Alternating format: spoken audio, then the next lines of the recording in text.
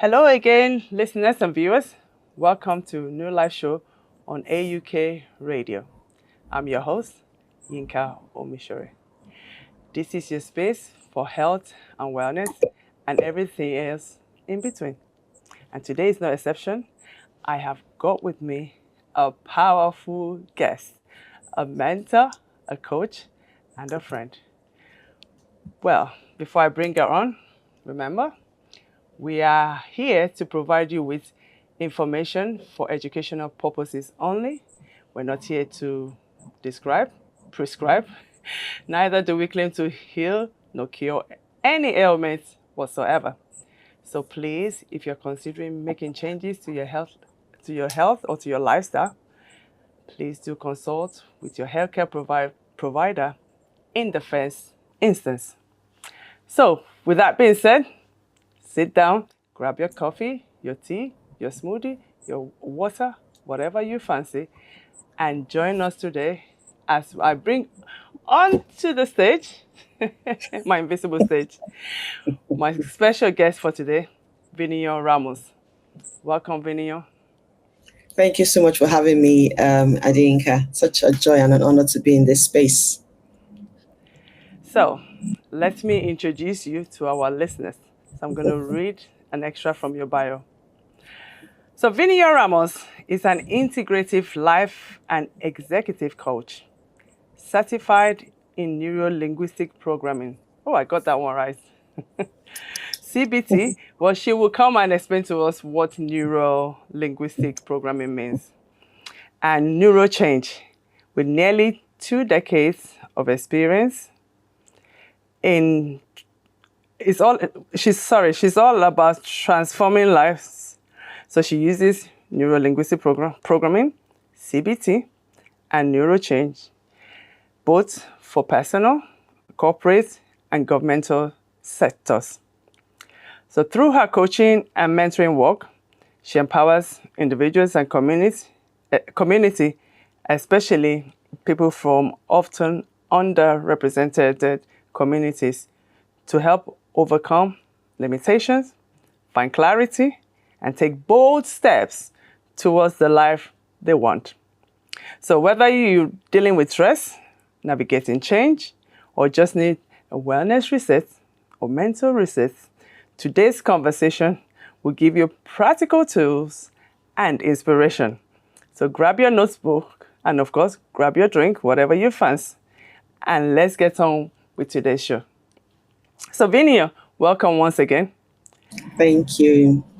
So I've got a few questions for you, like I do with all my guests, to get to know you and to also get your view with the type of work that you do on how our listeners can be better, of course, both mentally, physically, and any other ways that is with our health and our wellness.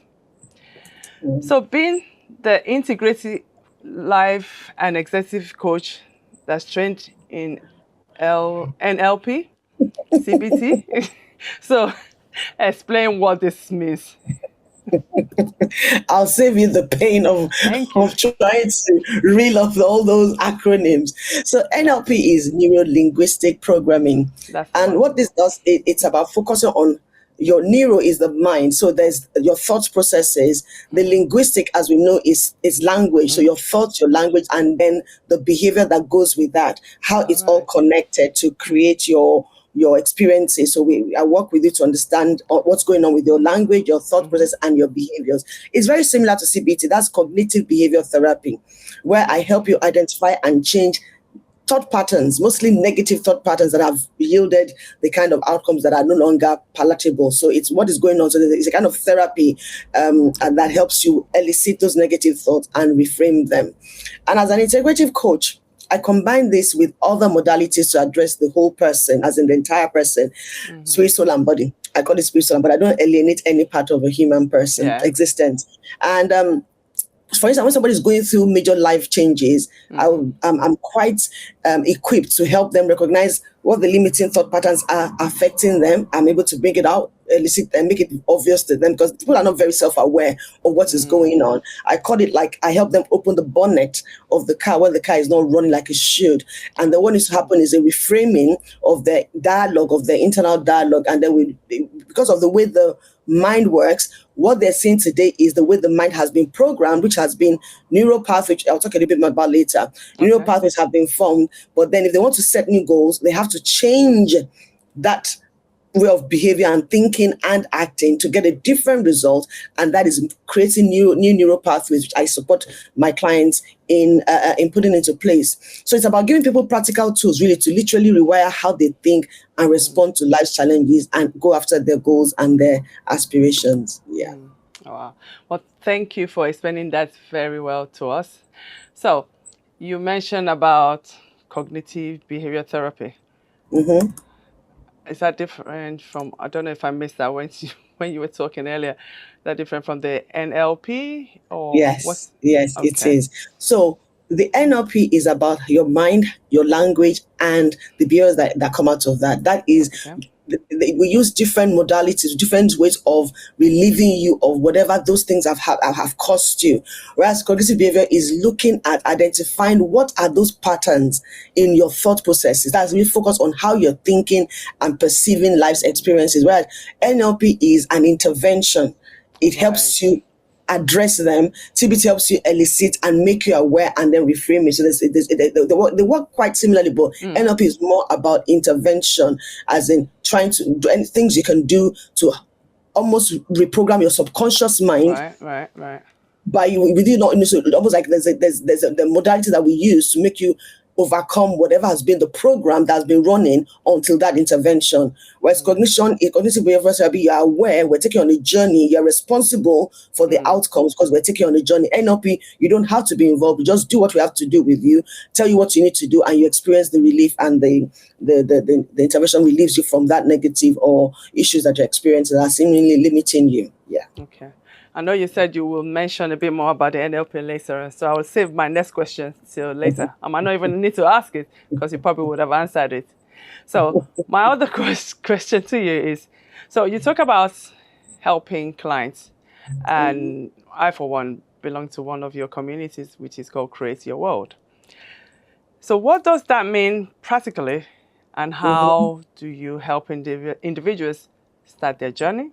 And of course, so as we said earlier on, looking at all the modalities and the tools I have to my advantage to help my clients, I think for me, I went on a journey in life where I realized that we tend to be unaware of the victim mindset that we have adopted as human beings. We are helpless many times. We blame people, we blame circumstances, we blame external stimulus for our experience and our results. We don't take responsibility. So my first approach was, okay, does that mean we have no control over what we experience in life? Does that mean that we are subjected to circumstances beyond our control? And that didn't sit well with me. So the more I dug deeper into how the mind works and how we actually behave as a psychologist, I'm also a psychologist. I didn't put that in my bio, right? I graduated in psychology over 35 years ago. So as an undergraduate certified psychologist, I know very well that our behaviors are not just things that we just find ourselves in. It's as a result of the things we've been exposed to in our younger years, age 0 to 7.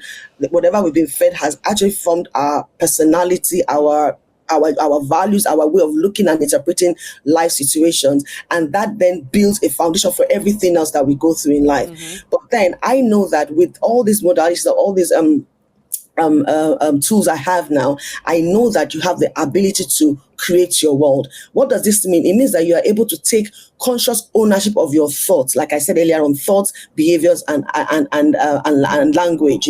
We're able to take ownership of our thoughts, the choices that we make, and how we choose to respond, the meaning and the perceptions we give to life's experiences. Practically, I help my clients identify where they're operating from. Old programming, the NLP, the programming that has been running like a virus, versus the choice that they want to make. So you want to make a choice and you're struggling to break into that thing or do that thing. There's something running behind the scenes that you're not aware of.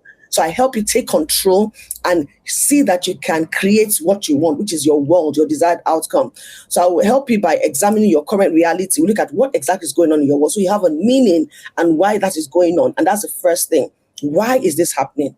And then we're able to now begin to see how we can believe. I'm so passionate about understanding belief, because I believe, and I'm a Christian as well, that all things are possible to them that believe. So if you can believe, then you can do all things. So what is affecting your belief? What is limiting your beliefs? Which we'll talk about again, I guess, at some point. So it's about moving my clients from being a victim, like I said, of life circumstances, into being the architect of their experiences, creating their world. So there's an empowerment I give to my community members, I give to my clients, that you're not a victim. You can take control by understanding what thoughts are going on, why you're making those choices, why you're responding in this way, and begin to find a different way to think, respond, and take action. Like I say, I'm a change catalyst, and it's all about change. If you keep doing the same thing and expect a different result, it's insanity. So what do you need to change to get that result that you want, to create your world? So that's what Create Your World is all about.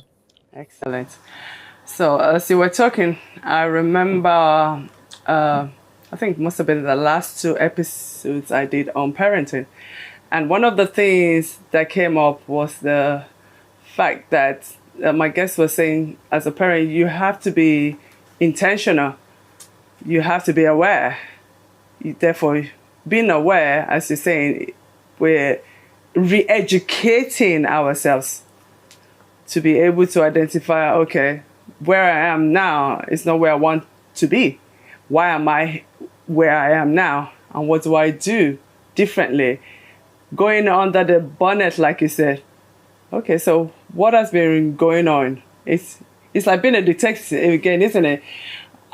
Like I say, when it comes to our health, when I talk about our health, it's being that body detective, asking that question, why?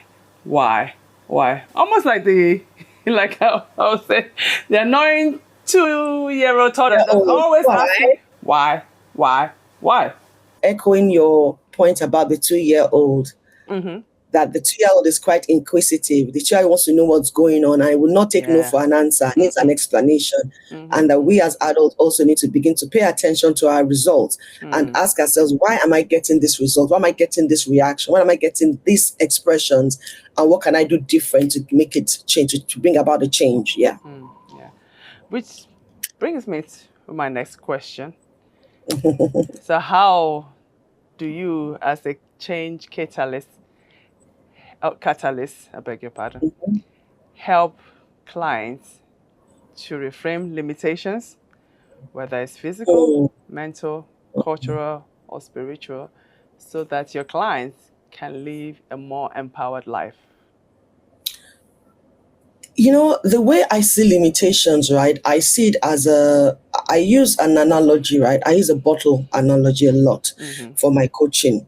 And what is the bottle? The bottle is the environment, everything that makes you, that you were born into. You cannot choose the bottle you are born into. So I say, whatever, if you're going to describe the bottle you were born into, people can describe as a very beautiful bottle, very posh, expensive bottle, or cheap, humble, or very poor, dirty, born in a village without any education for a long time, or, that they didn't have clothes, didn't have shoes. Whatever the bottle looks like, it is the frame that you are born into.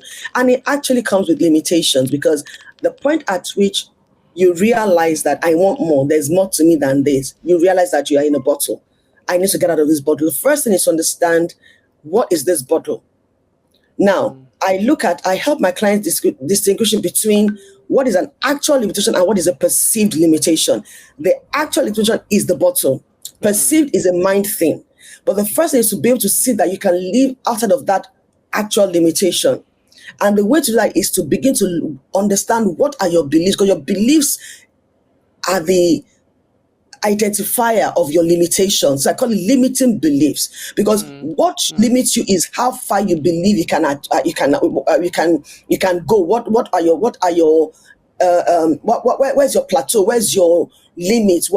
How do you see yourself? What are the impossible or possible things? So what you find is that you begin to look at that bottle and identify what it makes up that bottle. And it's family, culture, past experiences that question that your current validity is limited by all of that.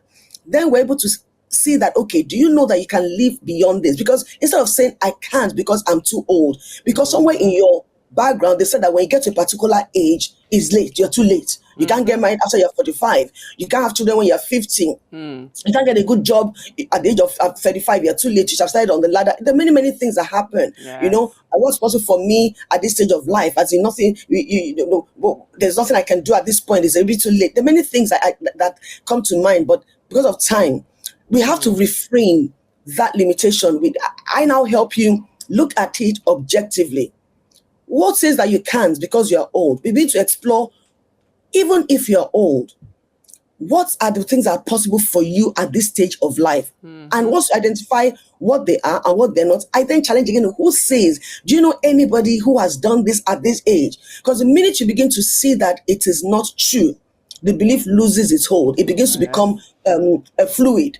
What once held you bound begins to be, you can begin to let them go. And that's the starting point of moving out of the bottle of your limitation. And eventually, I take you on a journey whereby those limitations begin to diffuse. You begin to float out of the bottle. You begin to come out of the bottle gradually.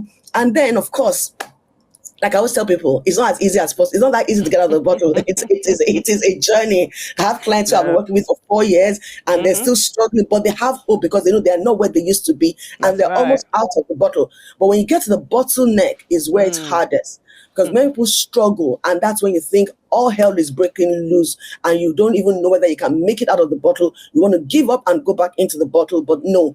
Those limitations at that point are the hardest ones to break. That really shows you what has been holding you bound.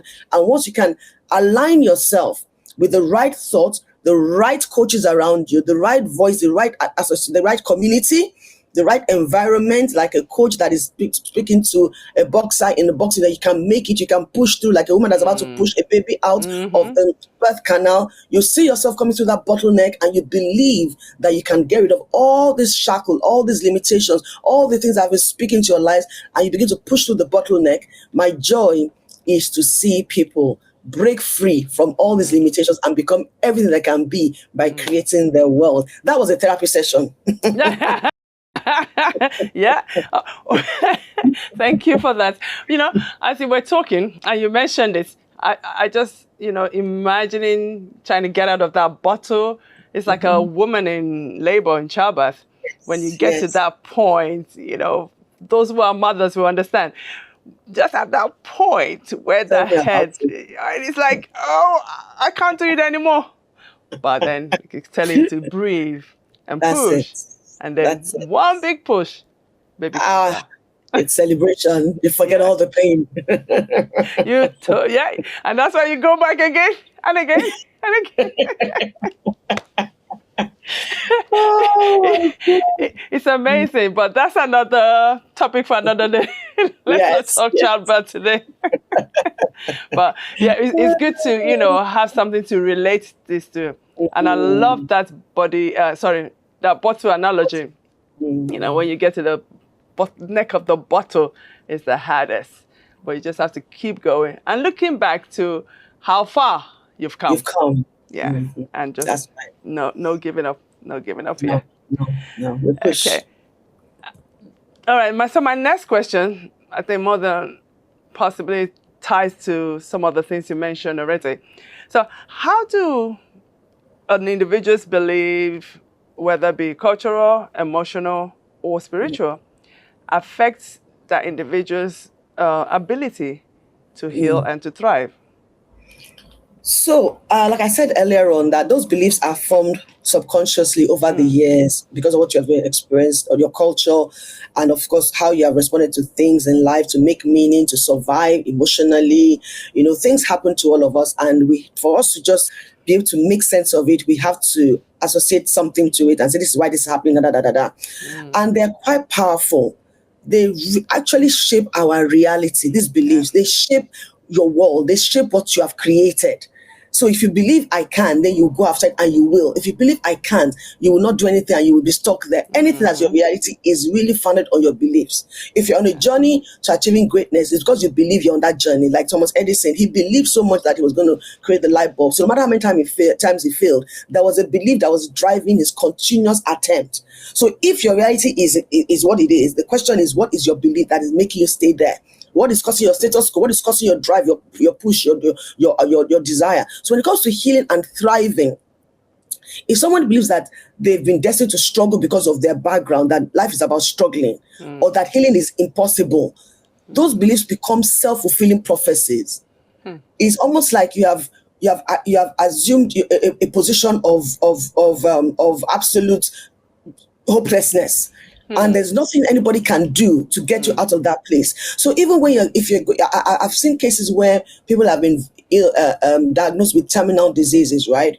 And I've seen a person who is a person of faith, very spiritual, understand the possible outcome of death and believe that if God is going to heal her, she will get healed. It's up to God. I've also seen another person who's also spiritual say that God heals and so I'll be healed. I've seen another person that also said that if I can just love, the energy of love consuming me would dissipate and remove any cancerous cells in my body. And even if it doesn't, I don't want to die processing negativity and focus on loving regardless. And she got healed of that cancer. Now, what sets the outcome in my journey is I've seen that it is according to your belief, according to, as a man thinketh, so is according to your faith, so it is. So based on your culture, whatever you've been exposed to has formed your beliefs, and that will determine how far you will go in your thriving for the things you desire and in going after the healing that is meant to be for everyone. Again, as a Christian, the Bible says that healing is the bread of God's children, so nobody really should be sick. The Bible says that he bore all sickness and disease. By his stripes we were healed. Really, nobody should be sick. The Bible says he healed all that were sick. That means nobody should be sick. So if we're sick, the question is, do we know how to access our healing through beliefs? Do we believe that we can be healed? If we don't, it's almost impossible to give you that healing. So I help clients identify limiting beliefs and replace them with empowering ones to help them go after their dream or their desire. When somebody truly believes they deserve wellness and that change is possible, they're more likely to take consistent action like Thomas Edison, and they will stay committed to their journey, be it healing, be it creating something, be it making it in life, whatever it is. They will be consistently, they will, against all negativity, they're going to keep going because they believe it's what keeps you going on to you achieve what you desire. So that's how it affects healing and thriving, if that makes sense. Oh no, it makes, oh yes, it makes absolute sense. So from what you've been saying and from what you just said now as well, it's about that awareness, real unlearning and relearning to get the desired outcome. Correct. Unlearning and unlearning. Okay. So I'm going to take it a step further now with some of my questions now. So how do cultural stigmas around therapy or vulnerability affect our community? And when I say our community, I'm referring to the BAME community, otherwise now known as the global community, our ability to seek and receive help. Interesting. So I come from a very, very religious background, okay? So the stigmas are unimaginable. Culturally, impossible, especially when it comes to things like mental health, therapy. I remember that at some point my daughter said to me she was depressed, and my mind, I said to myself that Black people don't get depressed. I'm like, what was that? And I'm a psychologist. I'm like, what is that? I said, what in your life can make you depressed? You have food, you have your mother, you have your father. It was so foreign to me because of And again, when she said to me, "Oh, mommy, I need to look, I need to pay attention to my mental health," I'm like, only mad people have mental problem, and you're not mad, so there's nothing wrong with the mental health. But the more aware I got, I thought, my God, what error, what error? This is so wrong. The way we've looked at these things, the way we've labeled these things, the way we've stigmatize these things, it has really destroyed many lives. Ignorance is no excuse, and I'm so determined to educate and create awareness, because in many of our communities there's still that stigma around mental health. Yes, and being vulnerable. You can't be vulnerable. What as in, tell somebody that you're going to a clinic for mental health, they will just be avoiding and thinking, you know that person has started, she's going mad now. You avoid her, she's mad, and you're thinking, because of that, you don't even want to talk about it to anybody. But the next mental health is, how healthy is your thought process? How healthy are you interpreting life circumstances? Because the truth of the matter is that our body is keeping the scores of everything we're going through. It's keeping a score. And, whether we like it or not, our unexpressed emotions, the unprocessed trauma that we've gone through, the stress that we go through, is stored in our body. And these things manifest as diseases like autoimmune issues, digestive problems, chronic pain, hormonal imbalances, and the body is trying to communicate what the mind hasn't processed. There's no way it can. It can't, because you have to process it for the body to be able to understand what's going on. And that is what therapy, that is what going to the clinic, that's what talking about it does for you, instead of keeping it and bottling it in. So part of my work involves helping people connect the dots, as in what is going on here, and talk about it. So the beauty of my journey is that I talk about everything, and in my community we're open and honest about what we're going through. It's common to all. It's so common. So people worry about being seen as weak or bringing shame to their families. What we're keeping, there's a saying that I'm like, that what you're keeping will eventually be exposed, as in, you can't keep something like smoke under a bushel, it will still come out. So you might as well let the world know that there's something going on here, and you are better off for it, even if they're going to talk about you, but you are better off for it. If it destroys you and you get all these chronic issues and you're now diagnosed of diseases, and God help you pass on, they'll still talk about you anyway. So what have you got to lose? You got everything to gain. I have a friend that reminds me of what I told her years ago. She said that I said to her, and I can't remember saying this. She said to me that I said to her that you better find counsel, even if the person you're seeking counsel for is a talkative. I will talk about your problem all over the world. If she has the answer, it's better to get the answer and let her talk than not to get the answer and die, and she'll still talk about you anyway. So go and meet her, collect the solution, let her be talking, but you have gone with your solution, And I told her that, then I didn't realize. But the same applies to these stigmas and all these things that keep us quiet and keep us trying to protect our images and all of that. What are we protecting? So seeking support is a sign of strength, as far as I'm concerned. It's actually respecting yourself and loving yourself more than anything else. It's about looking for a way to live a high quality life, free and liberated. Because many people are going through life challenges. They think it's okay to be stressed. In fact, there was a time that if I wasn't stressed, Yinka, it's not normal.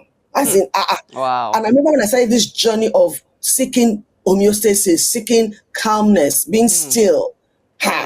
When I wake up in the morning and I'm calm, I'm like, there's something wrong. I have to look for that thing that will bring that stress. Then when I feel the stress, I'm like, now I'm normal. How can that be normal? Addicted to stress. That is exactly what it is. And many of us are addicted to stress, and it's destroying our balance. And I would like to make a point here that I don't know whether you're going to ask me about health, but for me, that state of being is what promotes optimal health. Yeah. Because when God created us, He created us in a state where the body should heal itself naturally. Stress and the chronic and the traumas and the way we interpret situations, we're panicking at everything. Oh my God, I'm 30, I'm not married. My friends are married with children. Oh my God, I'm going to my child's friend's daughter's graduation and I don't have a child yet. And you're thinking your world is over. Please check your life. I was watching a lady recently, and she's so successful in her career, very successful. And I thought, wow, beautiful girl, why isn't she married? And then I thought to myself that if she marries now as a success, she has all the resources and all the money. She can get a maid. She can get support. She can go everywhere in the world. The child will not be a problem. Hey, I said, it's not a bad thing to wait till 35, 40 to marry. Oh. So long as you have the resource, as in the child will not experience the kind of trauma that our children experience, because when they say, I want to buy, it's the way you look at the child. If you mention what you want to buy, I'll slap you here. The trauma is so different, and then you can start thinking that it's all relative. I know, and I was at a program on Saturday, and the lady was talking about how this lady was, I think, 40 something years old, and she had become very successful. I had to buy a house in one of the top areas in Lagos, and somewhere in Lekki somewhere. And her friends were like, if you buy this house, you're going to lose the chance of somebody that we wanted to get married. You'll be too successful for you to get married. And she cannot, because of marriage, now live her life under. She has to leave. Do you know that they said she bought a house, a lovely house, and the guy opposite her was a widow or divorcee, I can't remember. Oh, wow. And look at that. The guy now came in and started helping her settle down and everything. Anyway, she gets married to this guy, a successful millionaire as well. Millionaire plus millionaire. Please help me to understand. Who has anything? You know, I'm still trying to look for my own millions. I'm thinking, if you put it beside each other now, whose life looks supposedly better? So it's just helping people understand that, you know, these stigmas, these things are not true. It's what you've accepted as true. Is it really true?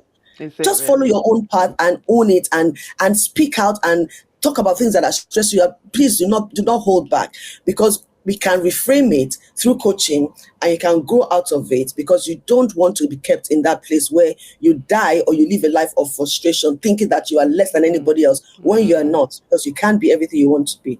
I think I spent a lot of time on that question, but I love that question. Thank you. Well, I think you've probably answered part of my next question, which is looking how you adapt your coaching to culturally sensitive topics, and why still encouraging transformation. Yeah, okay. I think we've touched that. Yeah, you're right. Yeah, you're right. Yeah. So that was. Or do you have anything else you want to add to that? I think that it's always key. You know, I also have an issue when I see, especially the younger generation, because I work with youth as well, and when they want to detach from their heritage and they feel that there's something negative about their heritage, or they're sensitive about their kind of family values and dynamics. And I really want people to own the beauty of their journey. Nothing is a disadvantage. The fact that you're born in a humble place, or in a horrible bottle, doesn't determine who you can become. So I love when people can see that you're not where you're coming from, or what you've been called, or what they've called you. You are what you believe you are, and you go after that picture, that dream. So you don't let those things hold you back. So I love using my coaching to help people appreciate whatever is making them feel disadvantaged. Because there's really no disadvantage in your story or your history, even your reputation, even your experiences. As embarrassing as they are, it's actually powerful if you change the narrative. Because somebody out there needs to hear your story. Yeah. Somebody out there needs to live again, because you have learned to live again. So I honor where everybody's coming from, and I make sure that they see that they can drive themselves to where they want to get to. And no dream is too little to be achieved. So we have to honor their roots while still pursuing their individual growth and dreams in spite of those cultural sensitivities. There is no cultural sensitivity. It is all acceptable. Did I answer your question, Yinka? You did, thank you. And it just reminded me of a saying my mother is always saying, that even in the supposedly bad situation, that there's no bad situation. There's no. It always ends good somehow. Correct. I agree. That's my belief as well. Yeah, that's my belief. Okay, so my next question. Now, coming back to us women, many women, especially women from our community, we carry a lot of generational trauma or deep-rooted identity tension. How do you, as a coach, support such women in, one, rewriting this narrative, first to identify them, and also in rewriting this narrative?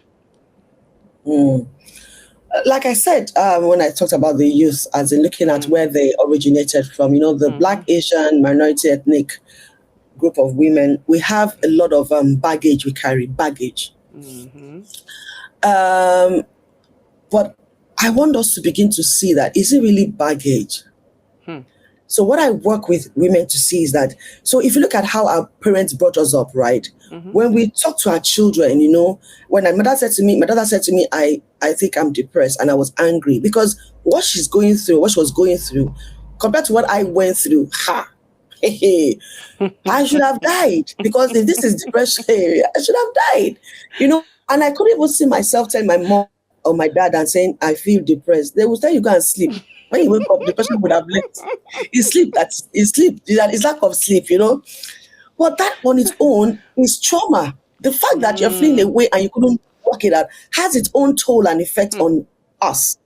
So there is a lot of generational patterns that we have inherited without us knowing. And even to the day we die, our children are going to have their own. So it's a journey that doesn't stop. What you're doing is you're doing a check-in, you're doing a pit stop and assessing what is possible and what's limiting it.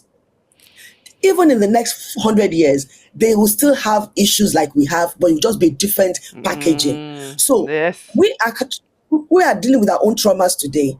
Our children are dealing with their own traumas. We've changed our parenting style. It still is not suitable. They will do a parenting style, their children will say it's not suitable. Their own children, so there will always be, there's no perfect, it's not going to ever get perfect. The question is, how is it affecting, how are we living life? So as Black, Asian, minority ethnic women, I really, what I would love to work with is to help them make conscious choices. Because a lot of things that we're doing are subconscious. We're not even aware that we think a way, behave a way, look at things a way. I know that I now catch myself when I'm judgmental. Oh, somebody is screaming, a child is screaming in the supermarket. I'm like, where on earth is the mother? Can you not take child hold of that child? Can you just look at me and say, my child, I'll look at her and she'll behave? That is our culture. That is what I know as the right way to do it. They might be kind of that lets their children express themselves, and it's called expression to them. It's normal to them. To me, it's unacceptable. So it's all those kind of patterns that have been passed down, and some of them are serving us and some of them do not serve us. How do we take the ones that serve us?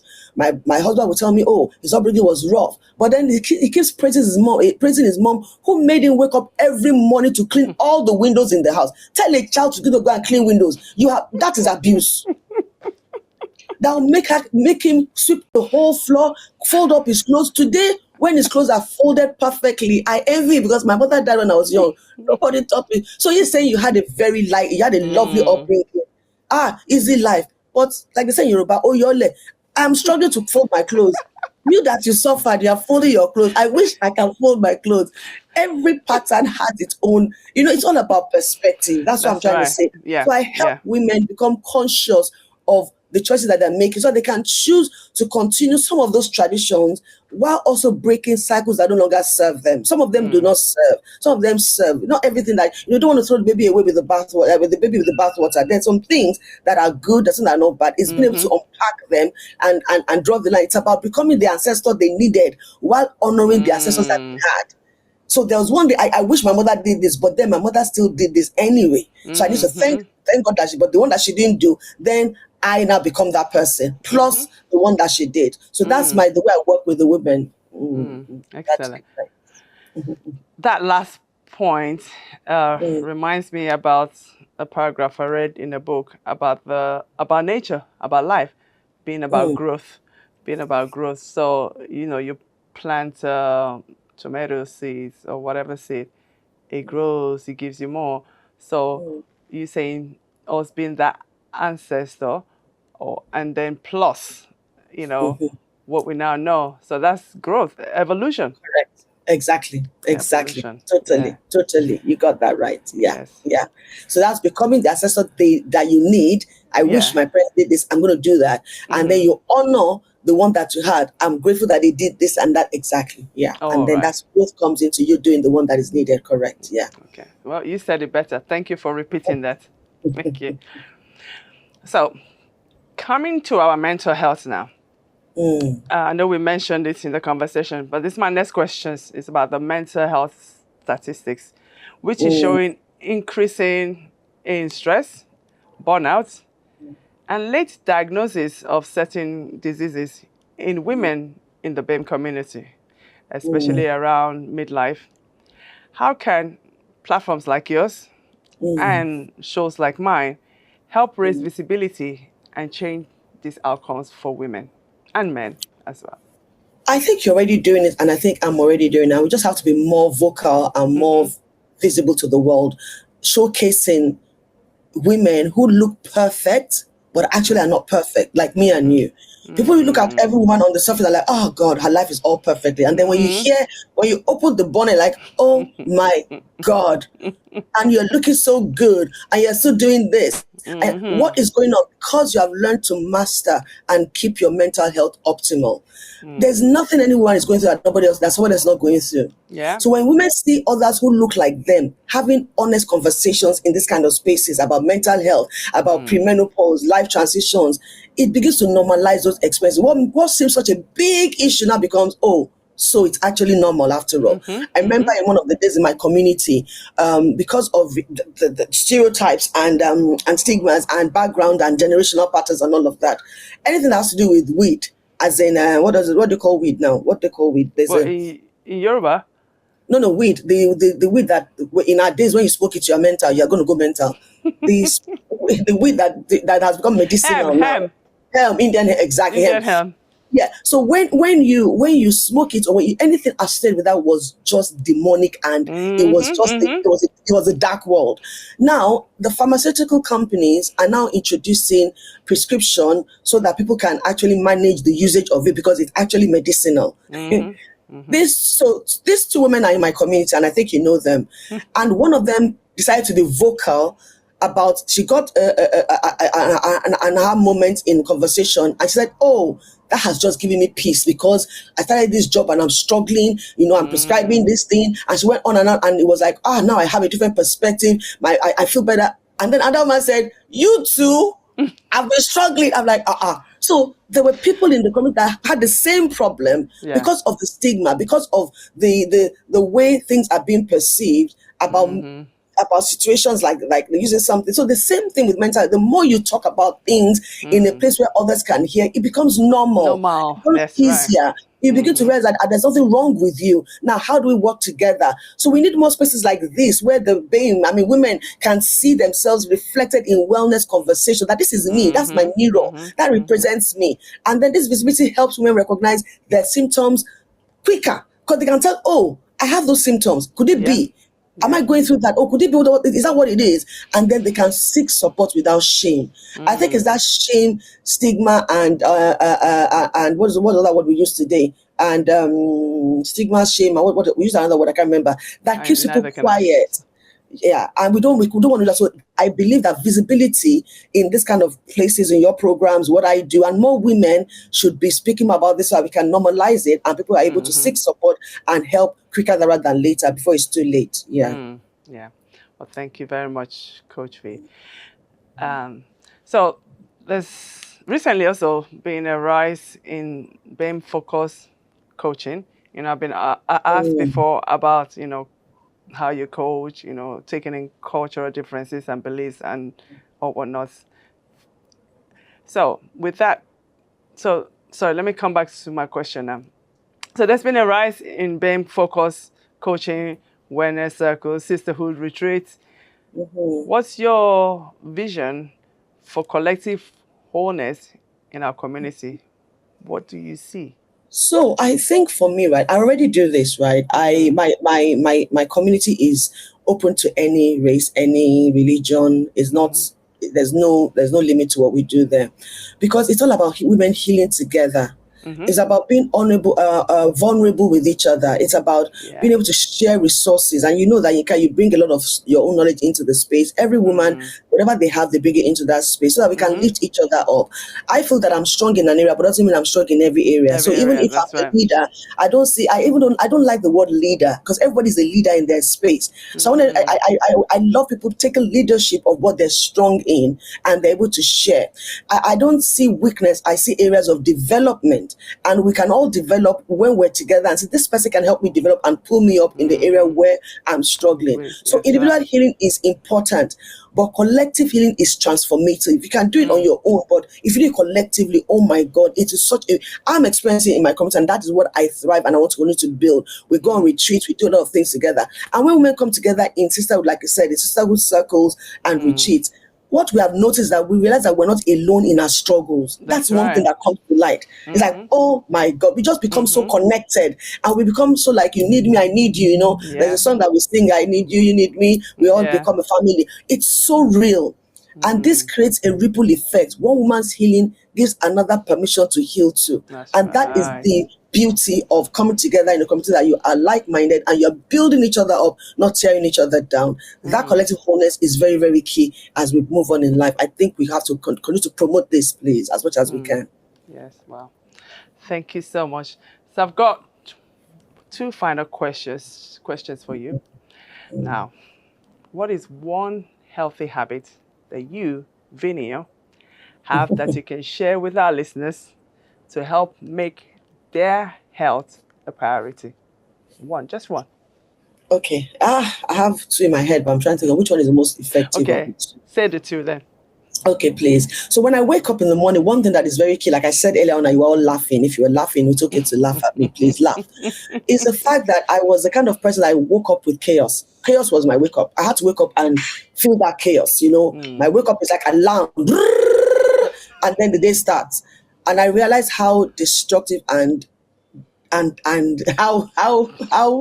bad that was, and to wake up calmly has become my go-to. And to do that, I wake up every morning. Before I touch my phone, before I do anything, I just take my I cover my eyes, and I breathe and meditate for at least 10 to 15 minutes every morning to set myself ready for a day starting from calmness, not chaos, because that's how God created us. And I've seen myself become more productive, more in control of my day than in those days where I will not even know what I'm doing. By 8 o'clock, you ask what's happening today, I don't have a clue. I'm just going. Now I'm in control. I'm pacing my day. So that habit is non-negotiable. And you know, it's helped me to respond to whatever comes my way. It's just been powerful.